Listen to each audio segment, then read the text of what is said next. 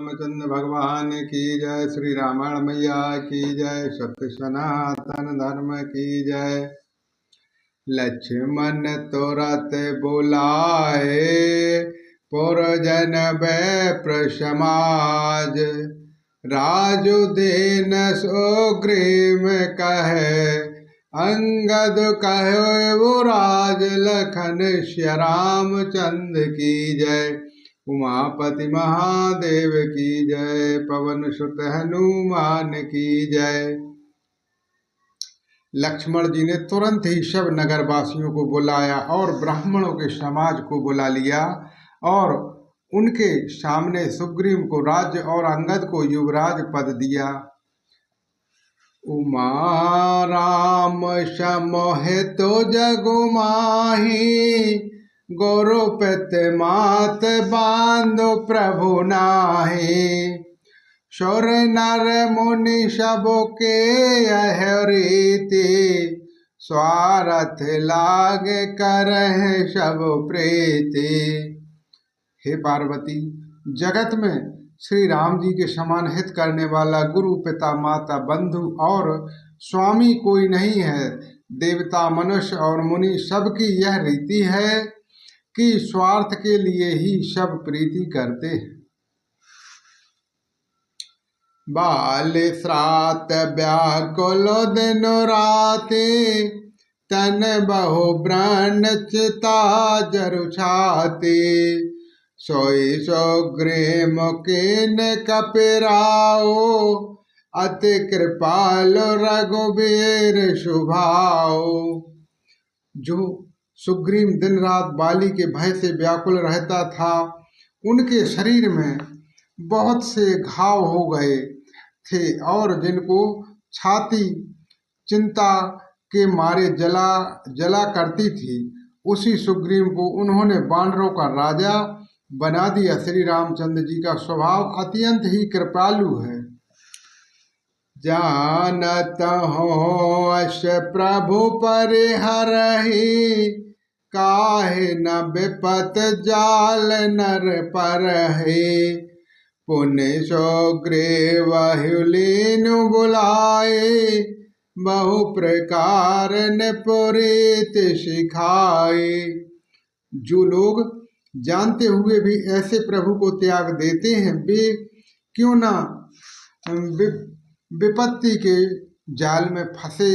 फिर श्री राम जी ने सुग्रीव को बुला लिया और बहुत प्रकार से उन्हें राजनीति की शिक्षा दी। कहो प्रभु सुन सुग्रीव हरेशा। पुर न जाय 10 4 बरेशा।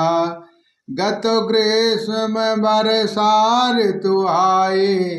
रहो निकटो सैल पर छाए। फिर प्रभु ने कहा, हे वानरपति सुग्रीव, सुनो, मैं 14 वर्ष तक गांव बस्ती में नहीं जाऊंगा। ग्रीष्म ऋतु बीत कर वर्षा ऋतु आ गई, अतः मैं यहाँ पास ही पर्वत पर टिका रहूंगा। अंगद सहत करहो तुम राजो। शांतन हृदय धरहो मम काजो। सब जब सुग्रीव भवन फिर आए। राम प्रवश गिरि पर छाए। तुम अंगद सहित राज्य करो, मेरे काम का हृदय में सदा ध्यान रखना। तदवांतर जब सुग्रीव जी घर लौट आए, तब श्री राम जी ने प्रवर्षण पर्वत पर जा टिके। प्रथम देव गिरि गुहाए। राखे रुचे चर बनाए। राम कृपा निधि कछु दिनो। बास करेंगे आए। लखन श्री रामचंद्र की जय। उमापति महादेव की जय। पवन सुत हनुमान की जय। देवताओं ने पहले से ही उस पर्वत की एक गुफा को सुंदर बना सजा रखा था। उन्होंने सोच रखा था कि कृपा की खान श्री राम जी कुछ दिन यहाँ आकर निवास करेंगे।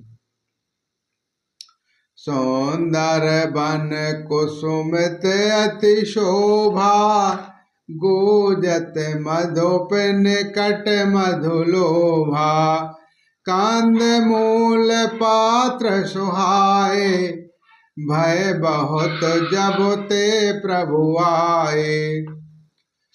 वन सुंदर वन फूला हुआ अत्यंत सुशोभित है।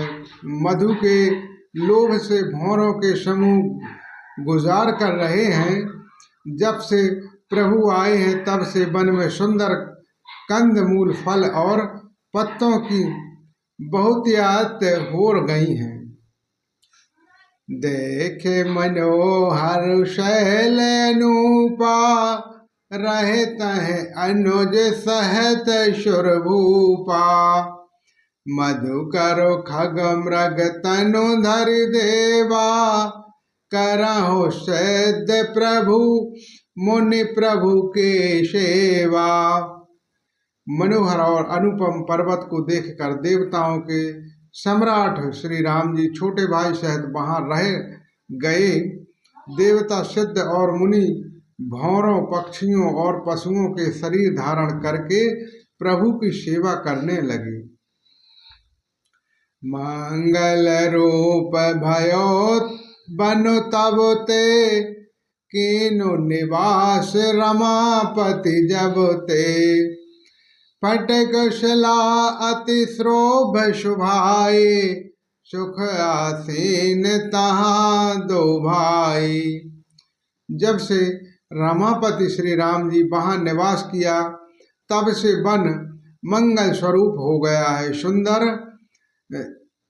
स्पष्ट मणि की अत्यंत उज्जवल शिला है, उस पर दोनों भाई सुखपूर्वक विराजमान हैं।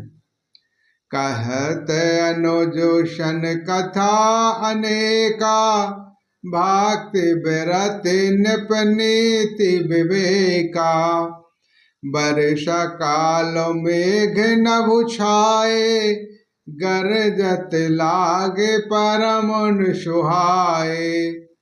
श्री राम जी छोटे भाई लक्ष्मण जी की भक्ति, वैराग्य, राजनीति और ज्ञान की अनेकों कथाएं कहते हैं। वर्षा काल में आकाश में छाए हुए बादल गरजते हुए बहुत ही सुहावने लगते हैं।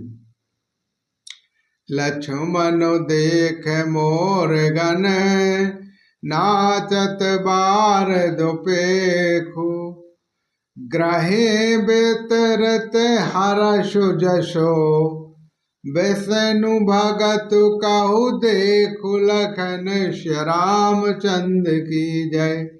उमापति महादेव की जय, पवन सुत हनुमान की जय।